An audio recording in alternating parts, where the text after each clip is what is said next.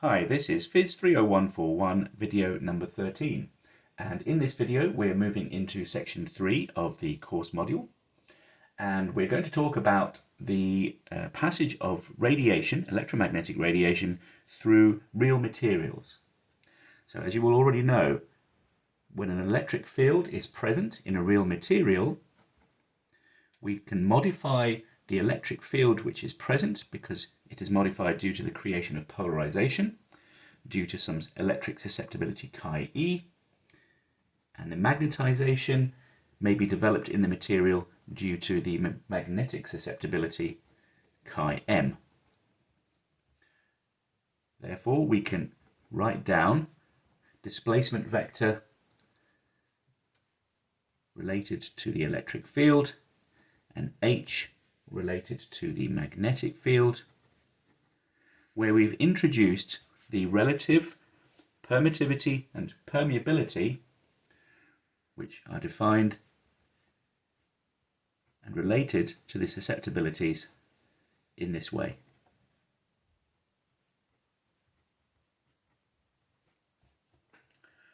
Now, in reality, the polarization which we obtain due to an electric field will be dependent on the ability of the atoms to respond to that electric field as a function of time. So we imagine an electric field of some form passing over the atoms, and the electrons, say, in the atoms will move in response to the electric field, and that response will depend upon the strength of the electric field, the frequency components in that electric field as it passes across the atoms, and of course upon the history, because the electrons may have moved a certain amount at a certain time, and then there may be a different electric field that comes along later. So we try to simplify this. We first, of course, recognize that the polarization is a function of the electric field and the frequency, but we also simplify it by considering one frequency at a time and consider small electric fields such that we can say that the response of the material is linear at any given frequency.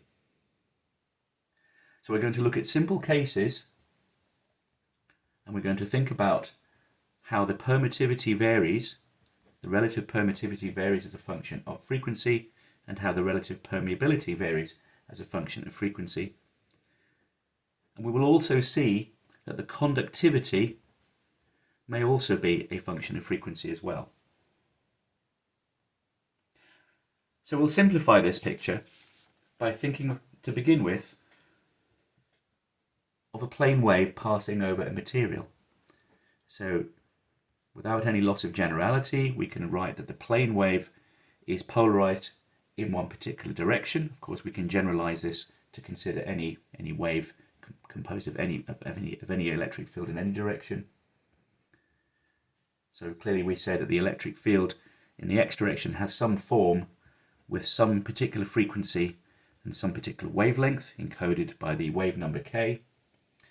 And as a plane wave, we know that its magnetic field will point in the other direction. Okay, so these are the directions x, y, and z. So the electromagnetic wave is propagating in the z direction. So the magnetic field will also have the same time and spatial dependence. So if we substitute this solution into Faraday's law, recognizing that we are in a medium this time, we can write down Faraday's law in the following way, coupling together the electric field and the magnetic field.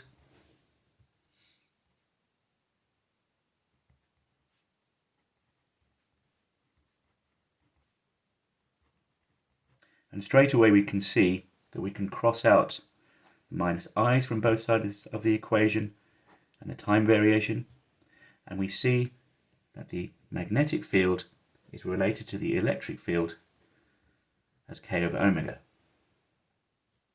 Next, we substitute into Ampere's law. So we substitute this same plane wave solution into Ampere's law, and a similar procedure is followed. We simply write out what Ampere's law is. And now we have a couple of extra terms. If you look into Ampere's law, you see that there is an extra term due to the current. So it's fairly long-winded. So what you see is that you can relate again the magnetic field to the electric field via Ampere's law. And this looks a little bit different. So the first step we do is we substitute in our solution from Faraday's law. So this B0 becomes K E0 over omega. We can cross out the time variation and we can move around this complex I, and we obtain an equation for K. So it looks a little involved to begin with, but we can simplify this in a minute. So I've moved the I to the other term. And this is known as the dispersion relation. So this dispersion relation should be understood as, imagine I have an electromagnetic wave of a given frequency passing over a material with some electric and magnetic properties and some conductivity. This dispersion relation, I can plug in the omega and it tells me what the wave number is and therefore the wavelength. So in this relation we should understand it as being the frequency defining the wavelength. And as a quick check, we should of course set what we call is the vacuum condition. And the vacuum condition is that the relative permeability is 1, the relative permittivity is 1, and the conductivity is equal to 0. And we see straight away that omega squared, k squared equals omega squared over c squared. In other words, that k equals omega over c. And that's as it should be. Well, let's see what that means. So this is the dispersion relation for an electromagnetic wave moving in free space. So if I were to plot omega on one axis and k on the other axis, the gradient is 1 over c. And this tells me that different frequencies omega all have the same speed. So there is no dispersion of different frequencies with respect to each other. So if I have a collection of waves of different frequency, they all move at the same speed, so they do not separate from each other. They do not disperse from each other. So this relation tells us that there is no dispersion, which is why the dispersion relation has its name, because it tells us that different frequencies will move at different speeds and different frequencies will have different wavelengths and they'll move and disperse from each other. So we can write K from our dispersion relation in a different way. So we'll just bring it back here. Okay, this is our dispersion relation. So we'll take the square root of that relation and we will write it in terms of some free space, some vacuum K0, which is the wave number which we obtain if we don't have any permeability or permittivity. And we can see that the wavelength or the wave number is modified because of our finite permittivity and permeability, the relative permittivities and permeabilities in the material. So there's a variation of the speed of the wave caused by the properties of the material. And we also have this other term, which we notice has a complex value in it, which tells me that there will be absorption. So this is the absorptive part. So finite conductivity gives rise to absorption of the electromagnetic wave. There should be an epsilon 0 there. So that's one way of writing it that arises directly from the dispersion relation. We could equivalently write it, but now we know there is some absorptive part. We can write it as a real part. There will be a real part to this expression, and there will be an imaginary part because of this complex value here. So we'll see why it's useful to write it as minus ki here, where kr and ki are two real positive numbers. If we write it this way, we can say that the electric field has the form some magnitude E0, e to the I omega t minus kz, where we're plugging this k into this general form for the variation of the electric field.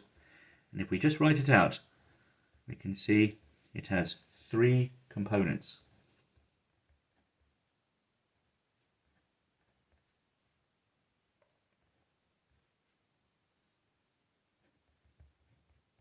Okay, so if I just simply expand out to this exponent, I see that my electric field, if I fix z, I see a time variation at frequency omega. If I fix time, you can see as a function of z, I see a phase shift. So this is the electric field at any instant varying as a function of z with some wave number kr, the real part of that k. And then here you can see that as a function of z, the imaginary part of k gives rise to a reduction of E as we go further and further into the material. Okay, now so remember that omega, mu r, and mu 0 must all be real positive numbers greater than 0. So the conductivity, and the conductivity is always going to be bigger than 0 or 0. Okay, so we just check that ki will be a real valued number greater than 0. So as we said, this gives rise to damping of the electromagnetic wave. So in the following videos, we're going to look at three situations. Three situations which arise commonly in real materials. The first one is the dielectric situation, where the conductivity is more or less 0, and most dielectrics are non-magnetic, and very, very often we can say that mu r is equal to 1. The relative permittivity is equal to 1.